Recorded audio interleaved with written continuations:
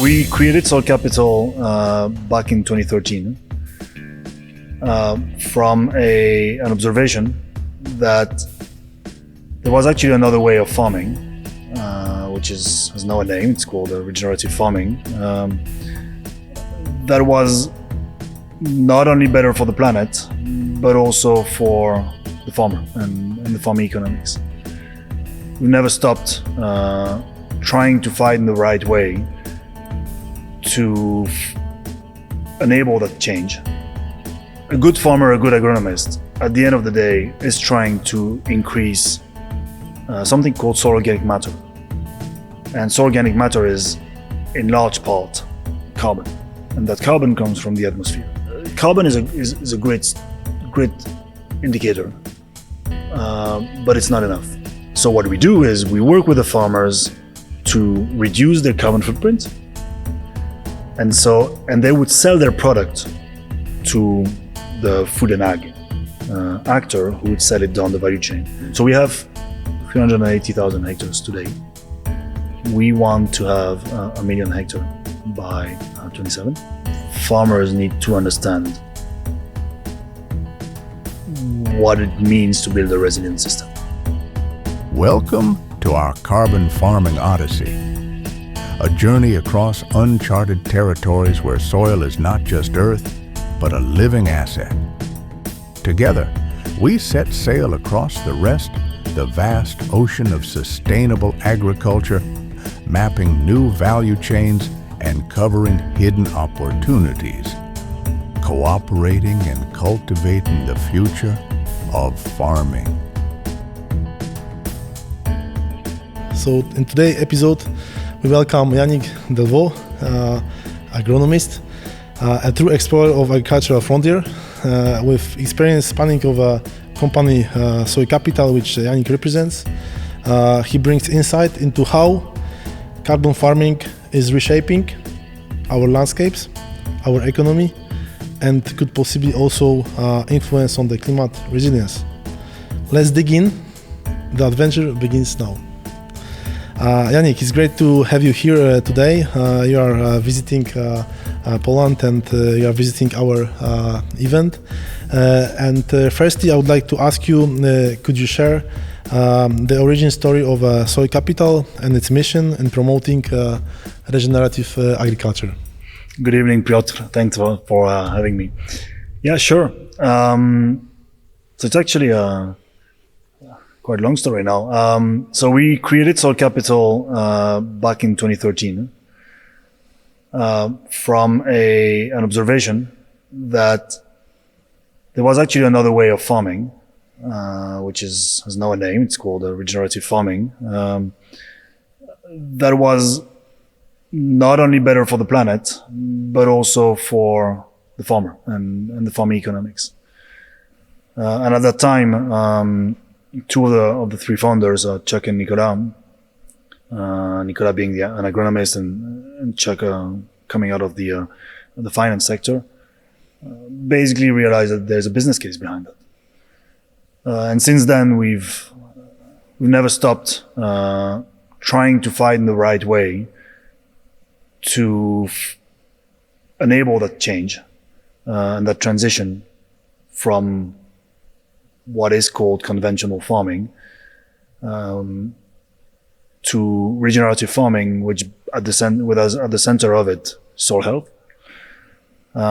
We've been doing that in different ways. We started being an investment fund where we wanted to invest in land for the long term and basically manage it in a region way and follow KPIs and demonstrate to the investment world that if you're going to invest in farming in farmland, do it in a regenerative way. It will be better for you. It will be better for the planet. We then spent quite some years doing some consulting across the globe, managing farms with a regenerative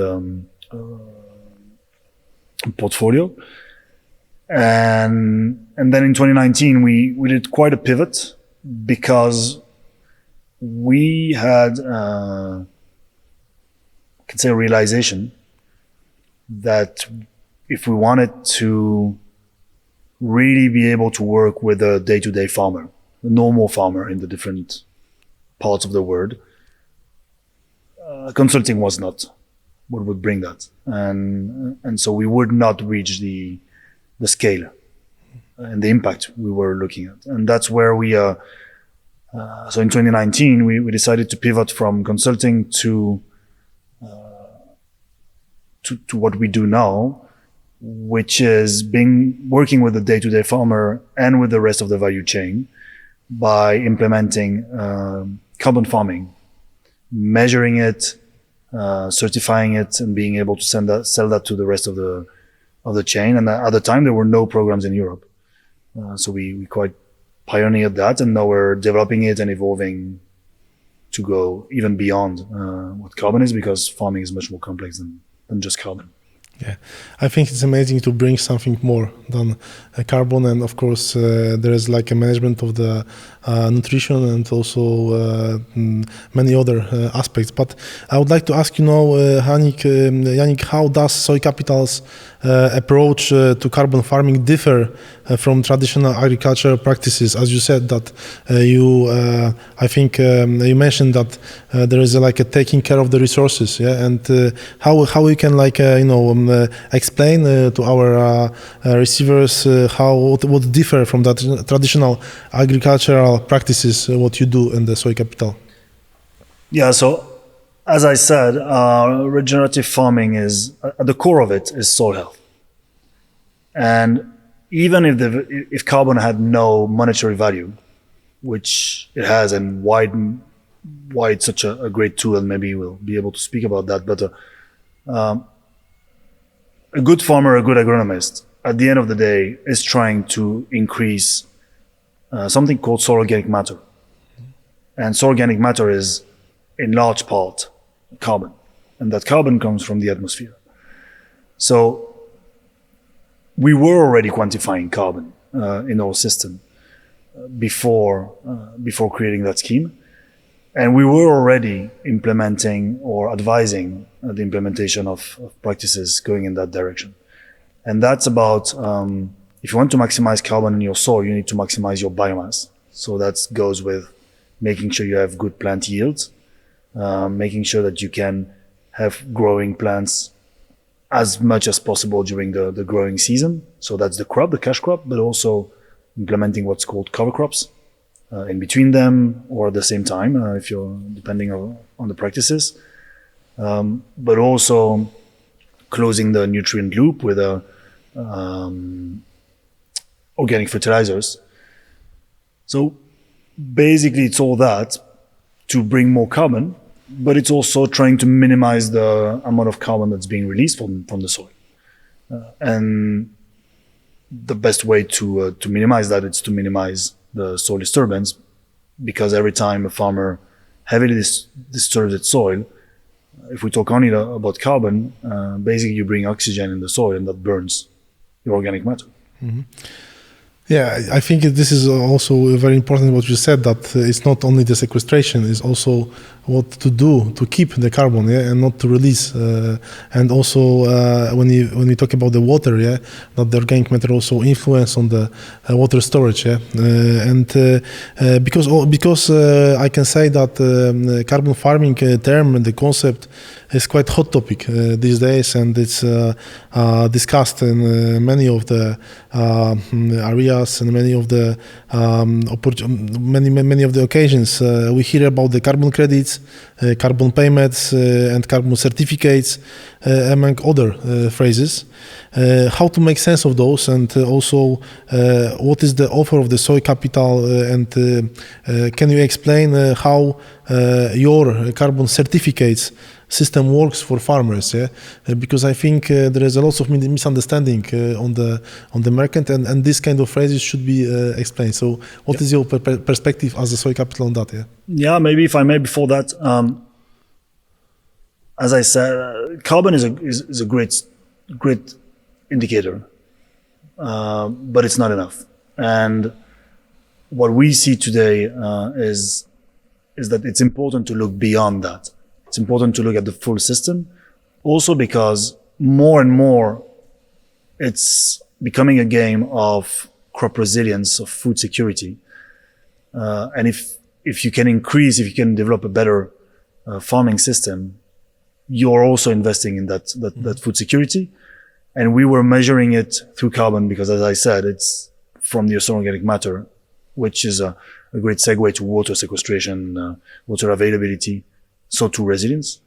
But yeah, just a parenthesis, which is that I think carbon is a great entry door, but it can't be enough. On your particular question on the market, so there are different markets.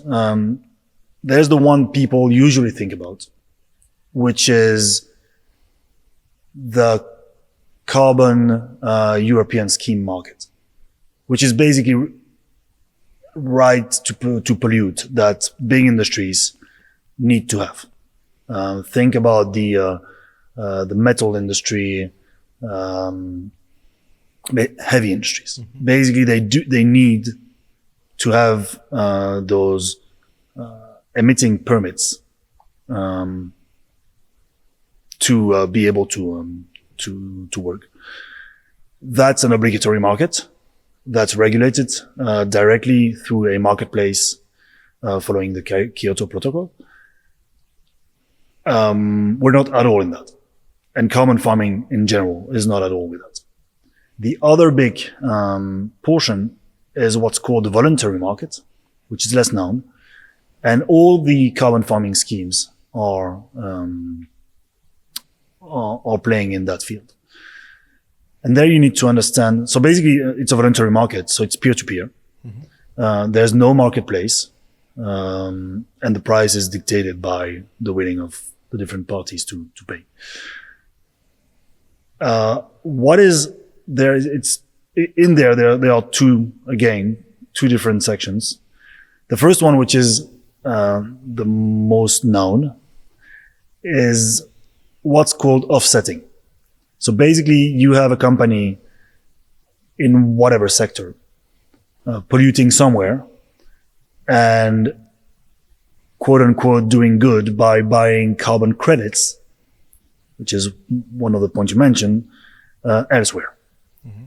And so I can be polluting by, I don't know, running an airline, the Polish national airline, for example, and I would be buying carbon credits from wherever in the world, and it can be coming from planting trees in Nigeria or replacing, I don't know, wood stoves somewhere else in the world, but there's no link, and so that's pure offsetting, and it is prone to greenwashing because somehow when you do that, you don't improve in the way you produce what you have to produce, but you create yourself a green image because you're buying those credits elsewhere, sometimes for very cheap. The last bit, which is the one we are operating in, is called carbon insetting compared to carbon offsetting that I just described. Mm-hmm. The big difference, or the difference, is that carbon insetting remains in the value chain. So basically, you reduce the carbon emissions within your own value chain, and so overall, de facto, it reduces your overall production value chain. The technical term for that is Scope 3.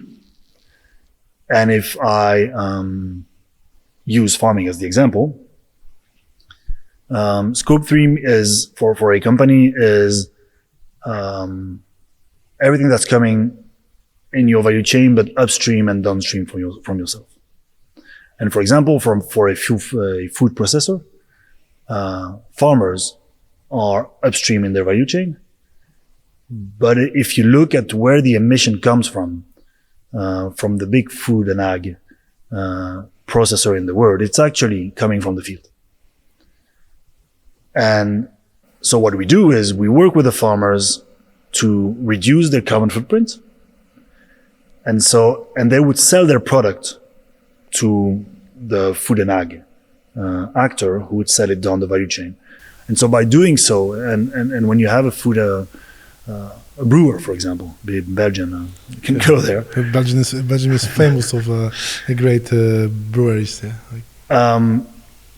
If you have 2 bottles of beer, and one is, for one, the body and the malt coming from the body is coming from conventional malt, and the other one is coming from low carbon, actually the footprint of your beer is lower, because the grain that was used to produce it has a lower footprint than the conventional one, and even in some cases is helping to store carbon. So yeah, that's for the big picture of carbon skins. It's really I like this idea. I mean, I like that you are like responsible for your whole value chain. Yeah? It's the same in the bioeconomy, that you can support the production also by reducing the carbon footprint and have influence on the different actors. And I was mentioning just at the beginning of my answer that point about crop resilience and food security. Mm-hmm. So we work with both the farmers and the corporates. And today, what our corporate clients, or some of them at least, tell us is they're actually, by working with us and purchasing those carbon certificates, they are actually investing in sustainable practices where the farmer at the end of the day has a more resilient system. And so they're investing in their value chain. And that's something that by investing in the value chain, maybe they have less issues from drought or from flooding, and they don't need to source from elsewhere. So it becomes almost a license to operate for them. Mm-hmm. Yeah, exactly. This is one of the cases, one of the examples of one of the farm in Poland, in the eastern part, where the farmer, he introduced many of the regenerative practices, and last year or 2 years ago, when many of his neighbors had problems and difficulties with drought, he didn't have any because he was able to keep lots of water inside the soil, and there were really different conditions. So, I mean, once is what is your goal as an objective, and the second is how you keep your resource and how you can produce based on your resource, because you are the owner of this resource. I'm just wondering, when you cooperate with the farmers and you propose them some of the solutions, what kind of eligibility they have to join your program? I mean, is there any a requirement for, because it's a kind of as I understand, it's a kind of agreement between you and the farmer, and he has to somehow be in line of what you propose, and also then cooperate for some period. Yeah. So can you just explain a bit if it's also different to different locations? Because I know that you have cooperations with a few of the locations. It's not just one country; it's some more countries. So yeah, indeed. We historically we operate in Belgium, France, and the UK. We opened this year our program to Ireland, and we're currently working at opening it in Poland, and we can discuss about the details. In the big lines, our program for the moment is focused on arable farmers. So we do take into account the livestock, if livestock exists on the farm, but that's not where our focus is. So we're not super precise on the line. Well, we're following emission factors that are vetted by IPCC, and but we don't do something precise on livestock.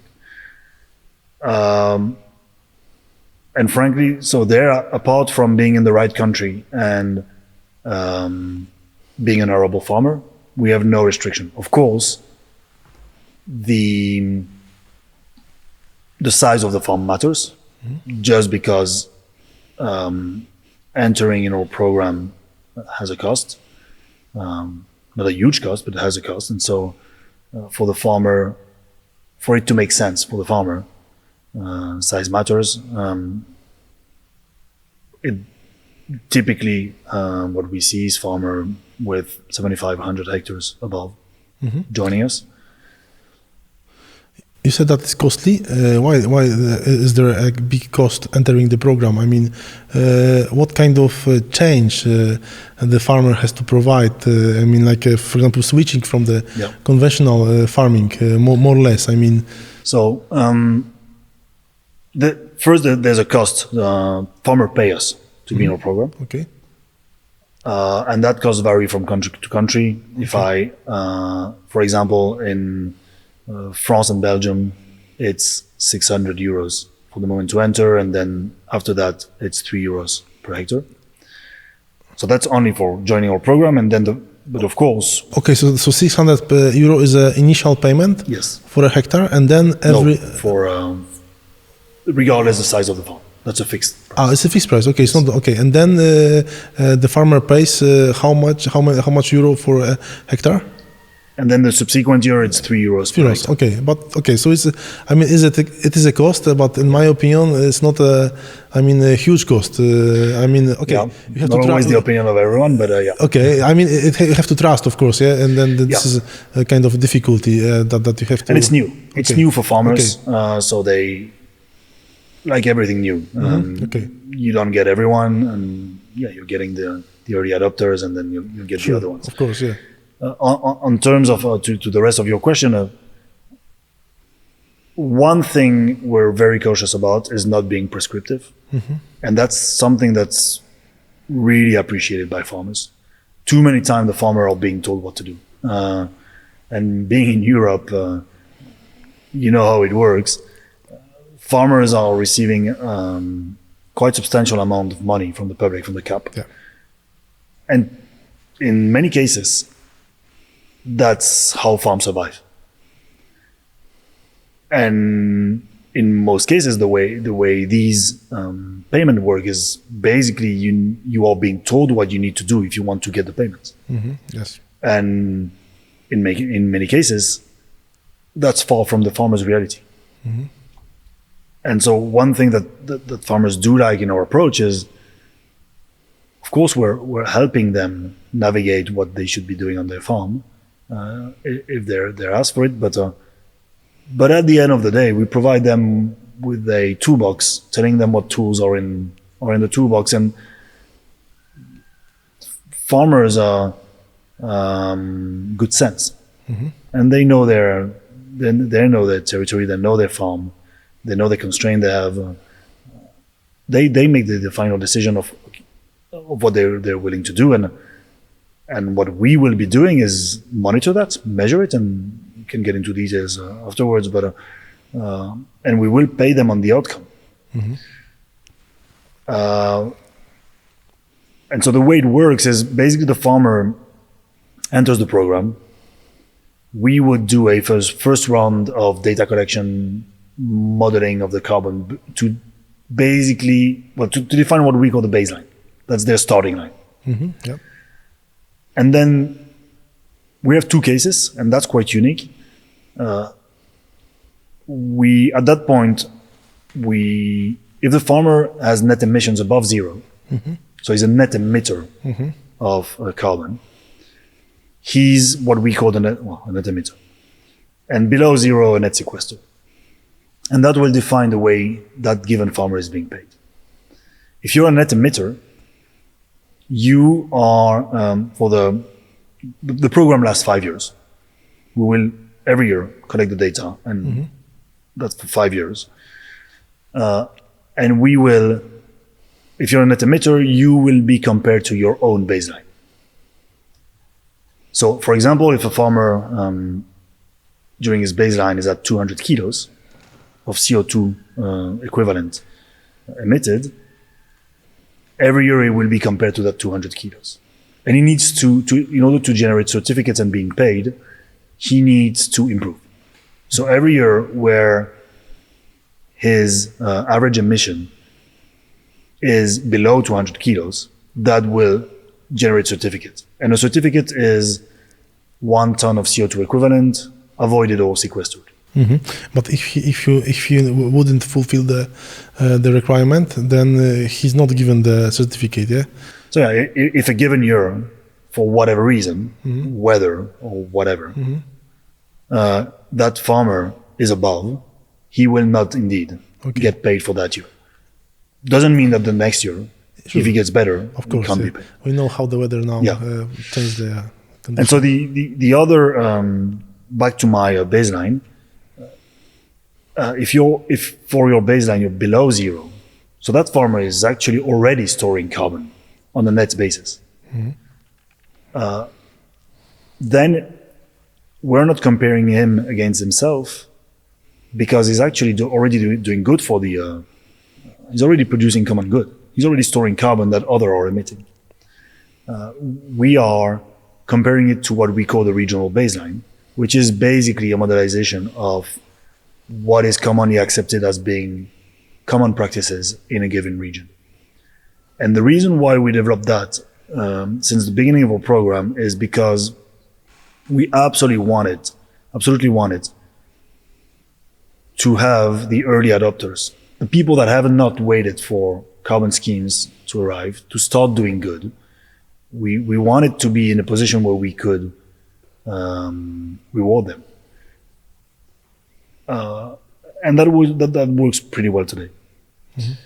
And so just to finish on the program, so as I said, it's 5 years monitoring. During 5 years, you're being monitored every year. You can leave whenever you want. No ties, no link, which is another point that is really appreciated by the farmers. And then after 5 years, you can either start a new program or leave, as you could have done every year before that. And you would be monitored for 10 extra years.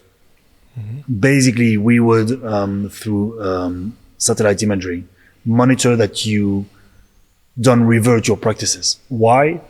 Because it's important that we can guarantee to our clients and the market that the carbon that you've been storing during your monitoring period, you're not releasing it as soon as you left the program. And so if the farmer maintains its practices, a portion of the certificates he had generated will be paid after 10 years. So the farmer will receive an extra payment after 10 years. Yeah, it's very interesting. We are still on the phase that we are trying to understand the certificates, but I think this information provides a lot of feedback from information you provide, and also knowing that you support many of the farmers currently.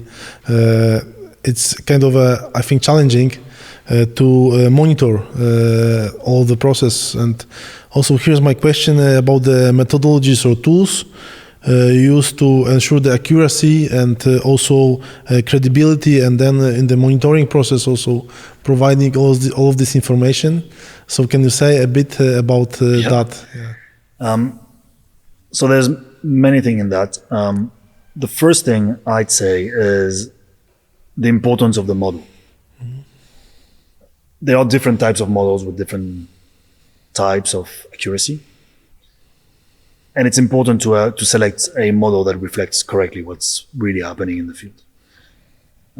For that reason, we're using tier 3 models, which is the highest level of local precision that you can get in models. But you know how a model works. If you feed it with wrong data, you'll get wrong answers. And so to ensure data quality at the end of the day, we have many layers, and we're adding more every year almost. So first we built a platform to gather the data. We gather a lot of data. Because basically we gather everything that happens in the field during a cropping season. Every operation, every input, all of this is gathered, including the moment where it's happening, etc.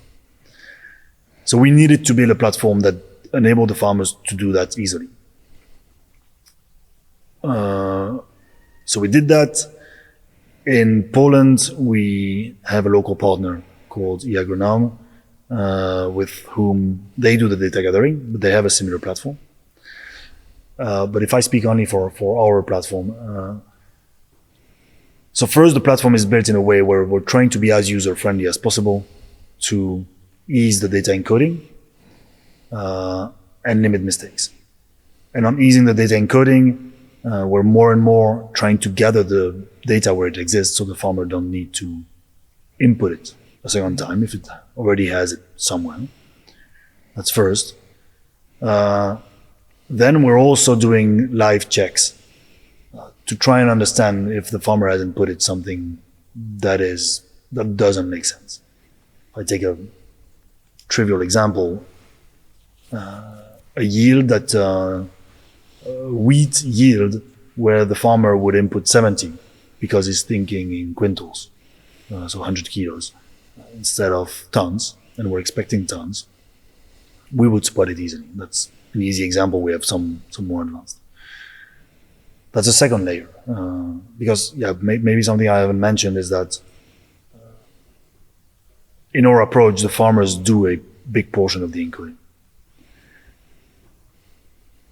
The third layer of data security or data quality that we add is our agronomists, who for the moment still encode a portion of the data for each farm we have, plus do data quality control.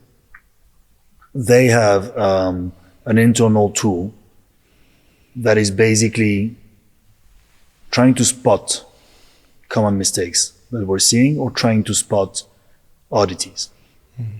And they would need, and it's only flagging them, but then they would need to justify or either change or justify why a data seems odd but is actually correct. Then we have yet another level, which is we do group analysis. Basically, we have they also work on many other things, but we have a team of data analysts that would run group analysis and try to understand the outliers. Yeah. And if there are some outliers, can be justified by what the agronomist had set up before or not. And last but not least, everything we do is audited. Okay. And to support the audit, we have some satellite imagery that do check some of the elements, like the presence or not of cover crops. And farmers are susceptible to be audited. We have a portion of our farmers that are being audited each and every year, where the auditor would ask them for justification on what they've inputted, would challenge what has been inputted. But also the auditor would look at our own data, what's in our database, and see if it makes sense, like desktop review, and see if the way we use the model, etc., is the right way, etc. So it's quite complex. We're really putting a lot of effort in trying to maximize the quality of the data we use, because we want to have a high level of integrity, and also because we want to be able to use that data to provide our farmers with the right insights. And if we're basing our insights on untruthful data, we're working on something that cannot provide good insights. Mm-hmm. Okay, yeah. Some question about the impact and reach. Two fast questions and then one longer one. So the first one, as of today, how many farmers and hectares are involved in the Soil Capital's program across the European Union and beyond? So now we have more than 1,600 farmers in Soil Capital, and that represents about 380,000 hectares. Mm-hmm.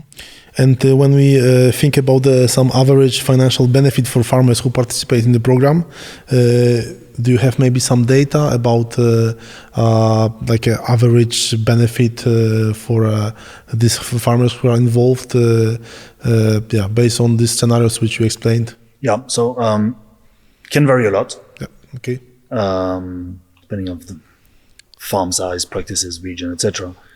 But big numbers. We've been paying farmers for the fourth year in a row. We've been distributing more than 10 million euros to farmers during these 4 years for about a bit more than 1,000 farmers. The median is around 7,000 euros per farm per year. Okay, great. So now it will be great to hear about some success story of a farmer who significantly benefited from the program, but also maybe some farmer who was not persuaded at the beginning and then he joined. So please share with us some of the story. Yeah. Maybe I'll answer your first question a bit differently, if you allow me, and then I'll go back to it. When we started the program, we had decided that we would not enroll more than 100 farmers. Why? Because we wanted to start small. It was super manual at the time. We wanted to start small, but start with a high level of quality. And we actually had 800 farmers at our door. Why? Because you had all those farmers that were producing differently for many years before we came in or others came in. And that they were not organic, but they were frustrated that when they would get to the local cooperative to deliver their grain, they would be putting their grain on the exact same pile as their neighbor, producing in a less good fashion. And so we were bringing to those farmers a way to differentiate themselves from the market, recognize what they were doing, monitor it, and actually bring them extra money, which can be seen as a premium for their practices. But on top of that, we have a lot of farmers who now are more and more using in cover crops, for example. The usage of cover crops has boomed by 20-30% in all the farmers in our program. Why? Because now farmers can actually see a direct revenue for cover crops. And our conviction is that actually what we can bring as extra money is just a small portion of the benefit for the farmer, because by doing so, they will, yes, get paid for carbon, but they're investing in their system. And as we discussed, they would be less prone to drought, to floodings, but also their soil may be easier to till because now there's more organic matter in it. So yeah, it's not a pinpointed example, but across. We're following a series of indicators which really shows that the effect on the field in terms of cover crops adoption, in terms of proportion of fertilizer, mineral fertilizer, when you look only on nitrogen, more and more farmers are using a bigger proportion of organic fertilization, for example. There are many side effects there of that, we can say. What really makes us, I wouldn't say proud, but where we said, well, this is working. It's by looking at these indicators, tillage reduction. And at the end of the day, what's funny is we were doing consulting before. And what the farmers are doing today is nothing else than what we would have advised them to do when we were doing consulting. Massive difference is we had, I don't know, at any point in time, between 5 and 10 big consulting projects a bit across the globe. We now have 1,600 farmers, which are an audience, and that are actually implementing exactly the same thing. Would have never reached that with consulting. Okay, perfect. Yeah, so just coming back to the regenerative practices, for example, if the farmer join your program, what kind of support your company provide for farmers to transition to regenerative methods? What kind of support is it? Like a technical, some administrative, and can you just explain what kind of support they can receive? So. We have a team of about 12 agronomists at Soil Capital that do many things. Part of their job is to help the farmer in providing us the right data so we can do the rest of everything I've just described. But a more interesting part of their job is to be available for farmers, to provide them with insights. We do that through, two major ways. The first one is insights on our platform, where basically a farmer can go and understand where they're good, where they're less good, and we're benchmarking that against their neighbors. So they can understand that, I don't know, I'm pretty good on my wheat, but canola, my neighbors are doing way better than I do. How can I improve on that? And we're providing them other metrics so they can form a view. But next to that, our agronomists are always available and do spend time with farmers to go more in depth of their reality and discuss with the farmer basically what they could be doing, what they could be trying. That happens both online, but we also organize a series of field tours where we would gather a group of farmers at another farmer's place, usually trying to bring an expert there as well. And the farmers would be exchanging among themselves, and then we would expand that with that expertise view. Mm-hmm. Yeah, coming back to the value chain, as we said at the beginning, collaboration and the partnerships are really interesting part of this kind of process. So I would like to ask you, how does the Soil Capital collaborate with, for example, food or fiber companies to promote this, low carbon supply chains, production, and please answer. This is something I love about the evolution we had at Soil Capital for the last 5 years. We're coming from the farmer world.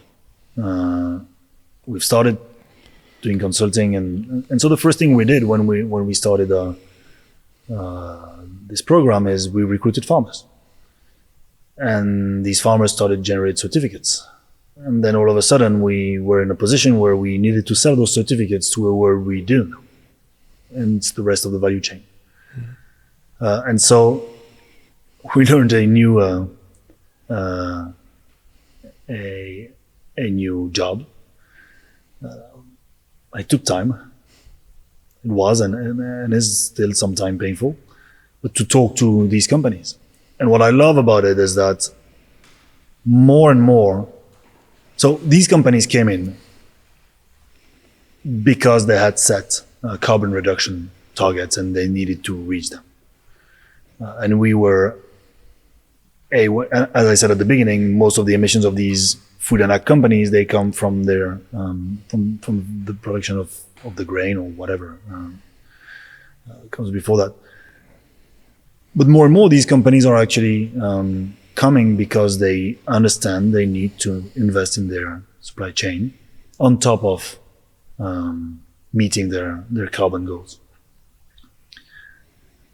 And now we're having really interesting discussions with some of our clients where they want to recreate that link with the farmers, and they want to understand how to invest in the value chain. And they're even pushing us to go further now, because I mentioned it, but they're telling us carbon is not enough. I want to understand. You're telling me that a sustainable farming system is a thriving ecosystem with good water quality, good biodiversity, good soil health. Can carbon answer all that or not? or do I need to have other indicators? And so now we're developing a full set of beyond carbon indicators. But what I love about it is that we actually started there. And at that moment, the farmers, found it interested, but not that much. What they were more interested in was the carbon, because it had a monetary value. And so we stopped doing that. And now we have the corporate telling us, we actually want you to do that back again. And so the way we do is we work closely with these companies as partners to make them understand the impact that investing in their farming value chain could have. Make them understand the carbon benefit they could get from it. It's an asset market. So we're still very much playing with the early adopters. Some players are still very hard to move because they're waiting for their competitors or the rest of the value chain to move. But still, there are some pioneering players which we have the chance to work with. We have among some kinds of big ones, Mars, we have Canon, Nestle, who are putting substantial money on the table to have this move, and they're taking a risk.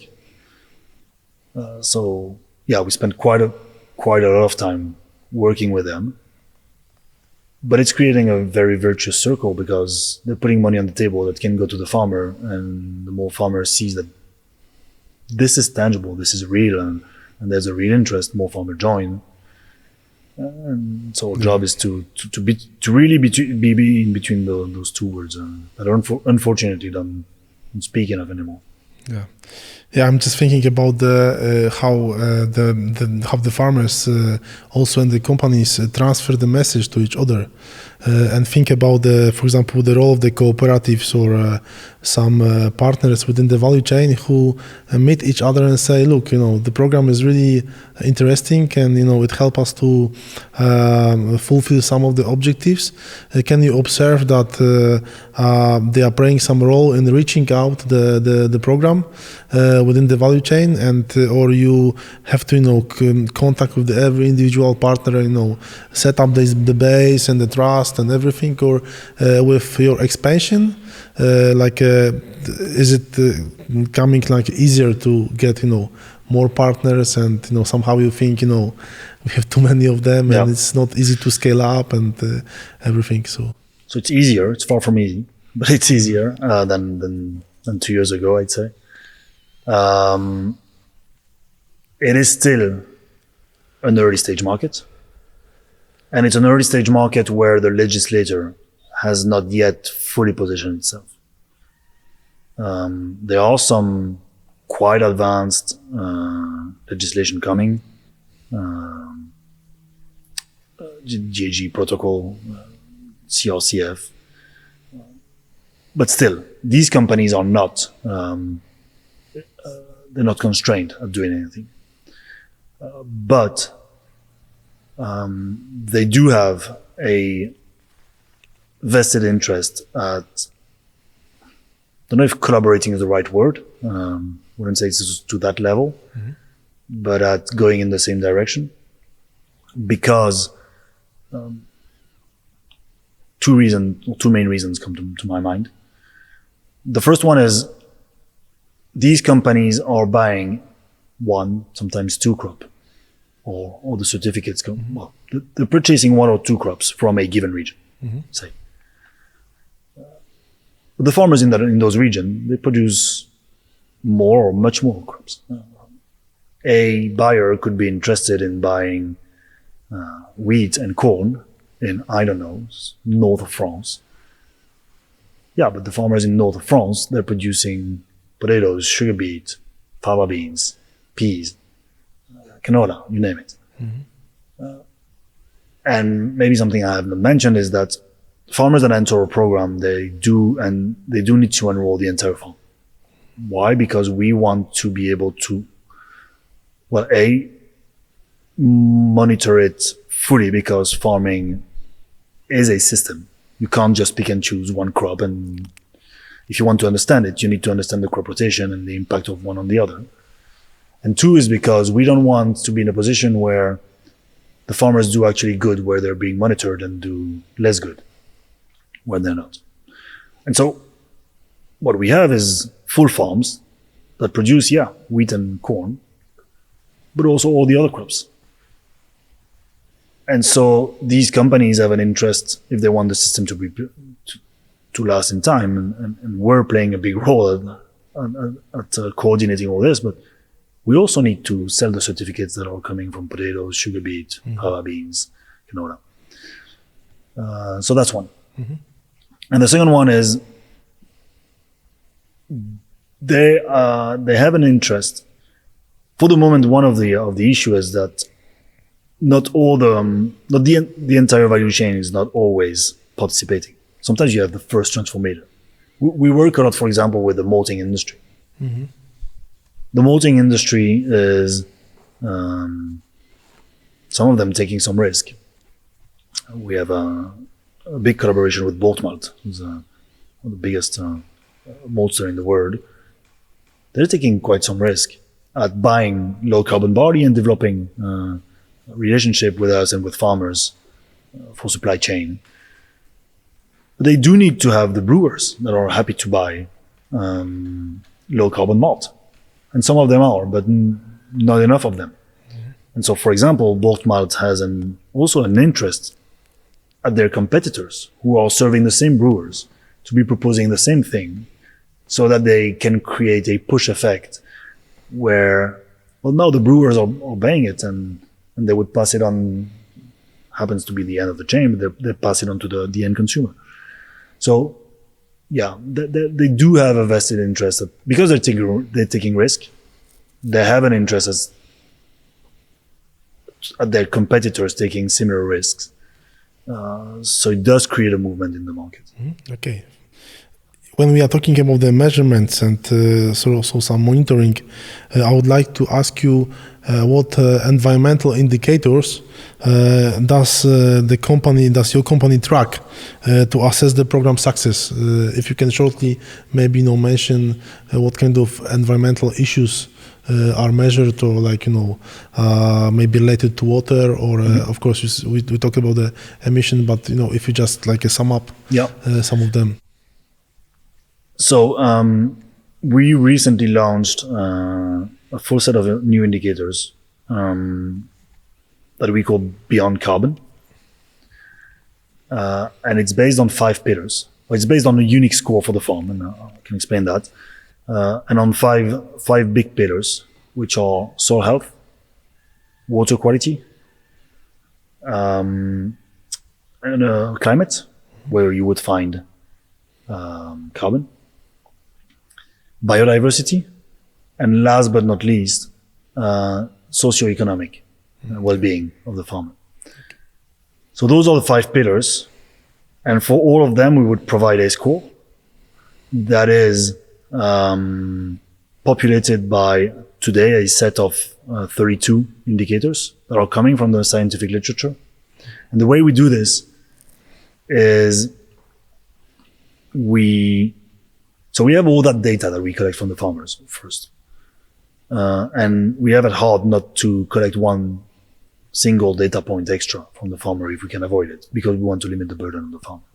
But what we do is 2 things, is we complement that data with other available data, soil map, satellite imagery, these kind of elements. And we look at, in the scientific literature, 2 indicators that we can compute by crossing the data that we have. And we form a view on these indicators to being able to be in a position where we can say, well, actually this farm, for example, you could, when we were limiting ourselves to carbon, you could have 2 farms that have similar carbon profile. But then when you go one level deeper with those 5 pillars, you realize that farm A is actually pretty good on most of the pillars, and farm B is, doing crap on biodiversity, but it doesn't show in carbon. But because we've been able to go to the next level, and we've worked quite hard for the last year on these indicators, now we and our agronomists are in a position to be able to tell the farmer, well, actually, you should work at improving biodiversity because it's part of what you want to do if you want to develop a sustainable farming project. And similarly, our corporate clients are really interested in understanding that as well. Only if, but it's not the only reason. But one thing is, maybe it's funny, but carbon doesn't really sell on in your supermarket shelf. People don't really care. Yeah. But people do care about water quality. People do care about biodiversity. And so only from a when you talk to a corporate, when you tell them I'm able to measure at a scalable way biodiversity, or provide you indicators on that, they really like it because that's music to the ears of the marketeers, and that they can sell, that they can push to the shelf of the supermarket. So yeah. Yeah. I'm thinking about because as far as I know, you probably have some knowledge about the Poland and the Polish farmers because of your cooperation also with, as you said, your partners. So I'm thinking about the differences in the agricultural reality between farmers you work with, and the market in Poland in general, in the Central Eastern Europe. And I would like to ask, how do you address those, and what kind of differences do you see when you compare, different reality of farming? The first thing that I'd say is on the size of the farm. If I take Poland in particular, of course there are some massive farms in Poland. But first and foremost, there's a lot of tiny farms. And so that's a massive difference. And there are, as it is for the tiny farms, unfortunately, with the way we operate, I don't see a private company, us or others, being the sole solution for that. Mm-hmm. To me, that needs to come at minimum from a partnership with public.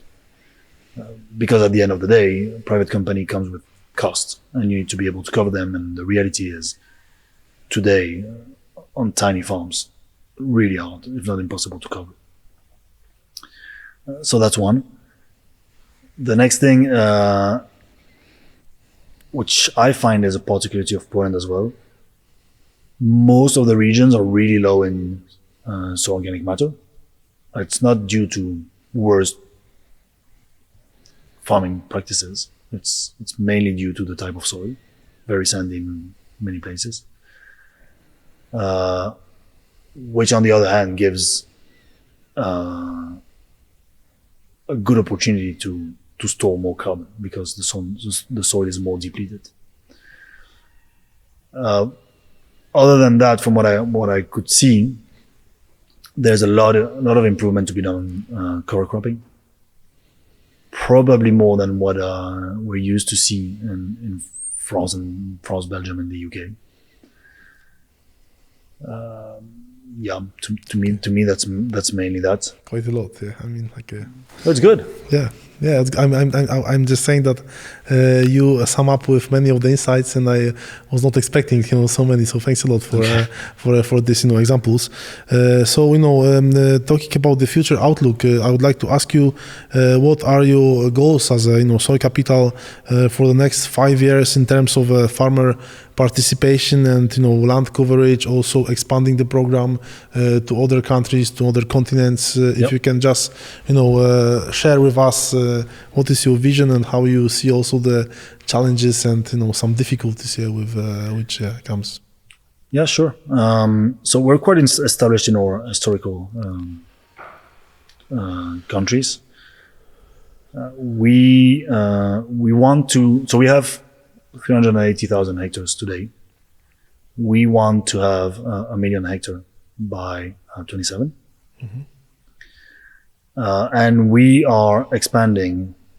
We're looking to expand in Central Europe, looking at Southern Europe as well, and Latin America. And I think an important point to mention there is the reason why we started looking at international expansion. Well, obviously, it's because we're looking for impact. As I said, we did a quite important shift in 2019, moving from a profitable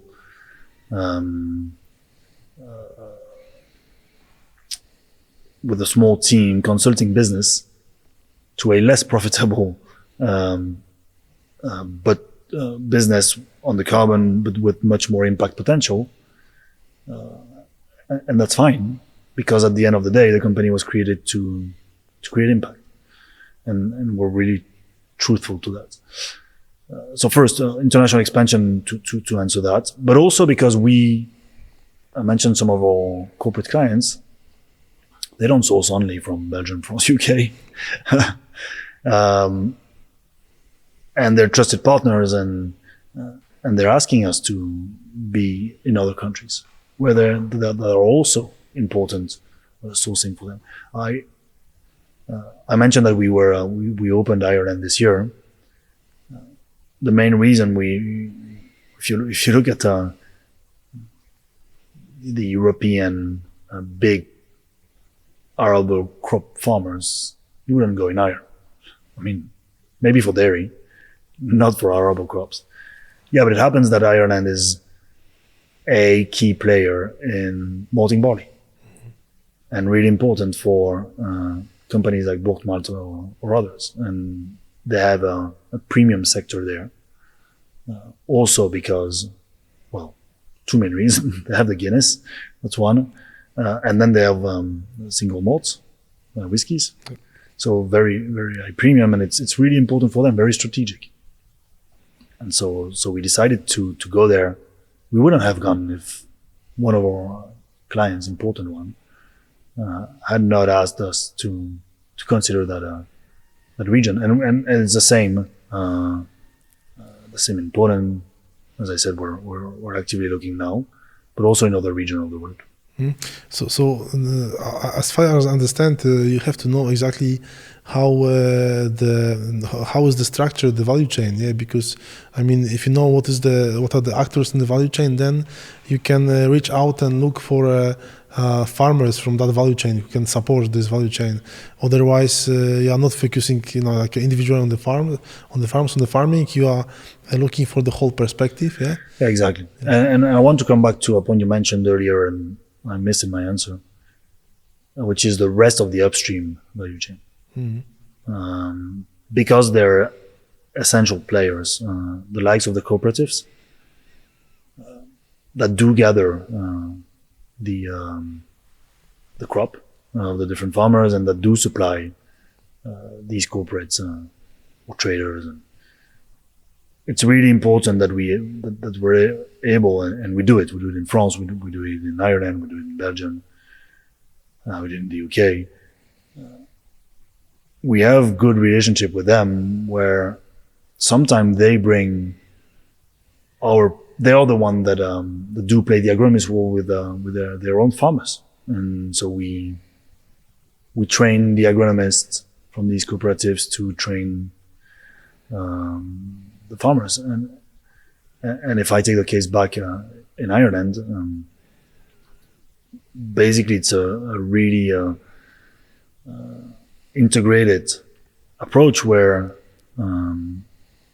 that malting company, Bourg-Malt, would buy low carbon, have contracts with them, their cooperative, their merchants, for low carbon grain, and the merchants would have back-to-back contract with the farmer to produce that, and the farmers are using our solution, and we are selling those certificates and those indicators to Bourg-Malta So yeah, farming is all about local actors, local conditions, etc. And it's really important to understand how that works and work with it. Mm-hmm. Okay, just one question from your personal insight. How do you envision the future of agriculture in the context of climate change and sustainability? I'm talking about adaptation to climate change, and also, for example, in Poland, we face a lot with drought, especially in the western part of the country. And sometimes the rules which were set up many years ago doesn't appear anymore. Yeah. So if you just can share your personal insight about these terms, what it could be. Yeah. So the way I see it, and it's very personal, but first, farmers need to understand what it means to build a resilient system. You need to invest in making sure that your system can go better than others through droughts or through floods or through disease or whatever. And for that, the quickest way is investing in your soil organic matter. Why? Because if there's a drought and your crop can feel the stress of the drought 10 days later than your neighbor or the conventional farmers, that's 10 days of growth, and that's the 10 days that benefit to the yield, where the crop of your neighbor is just stopped, waiting for the drought to stop. If you have better soil structure that is able to better absorb water, for example, and we had a very clear example this last spring, super wet spring in Belgium, France, UK. We had some of our farmers sending us pictures of them working their field and pictures of their neighbor with the farmers that deep in the mud. But if at springtime, because you have a soil that is able to better manage water, you can enter your field 10, 15 days before your neighbor. That's 10, 15 days. Once the seed is there, it's 10, 15 days of growth. And sometimes that's the difference between a crop failure or needing to shift crop or actually planting it. And the next thing I think, so that's investing in the existing. The next thing for me is be agile about, and the entire sector needs to be, because you need offtakes, but about what's produced where. A good example for me, it's the corn boom that you're seeing here and up to the east, which we're not corn growing country. That's now completely exploding, and in some region that it used to be corn growing country, it's now too dry, and you can't do it anymore. And so it's about understanding the there's a famous French researcher called Serge Zaka, who works on agroclimatology and basically try to understand what should be the crops we grow where as a function of the climatic models. Because it doesn't make sense to try and continue produce the same crop everywhere, where actually the climate is changing and you'll see your yields plummeting. You'd rather be in a proactive position and adapt to that. Mm-hmm. Yeah.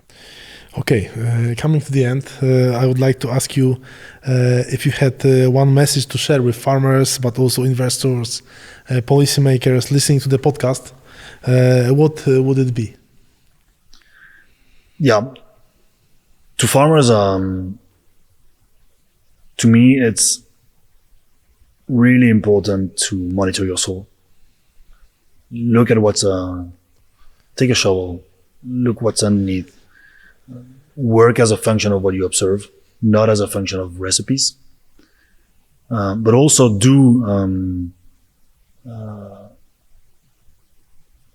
make sure that you have the tools to make your own decisions.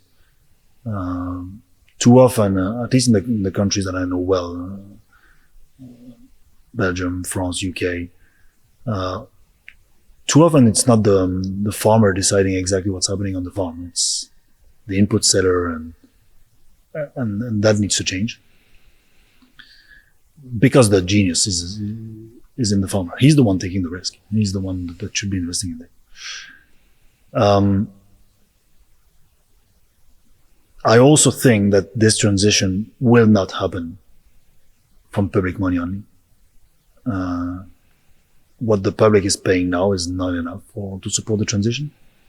And there's a vested interest by the corporates to see that moving, and by the public. So I see there's a clear case for a joint approach where both public money through CAP or other and private money can pay for that. And the last thing you asked me about investors, but I'm again gonna choose a different answer. One thing that strikes me, talking with my friends, talking with a lot of people away from the farming sector, is how people can see this sector from afar and don't understand it and really don't care about it, because today it's a bit higher in Poland, but today the farming population is 3-5% of the population, and people don't really care about what's happening in the fields. But these people, they do eat 3 times a day, and yeah, it's something that really strikes me, how people are not more interested into the way their food is being produced. Yeah, they'd be interested in organic and these kind of things, but still, it's not being interested enough for me, and it should be much more common.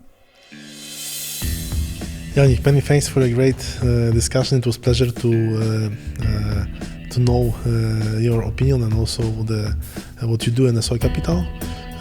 So yeah, thanks a lot. Pleasure, Piotr.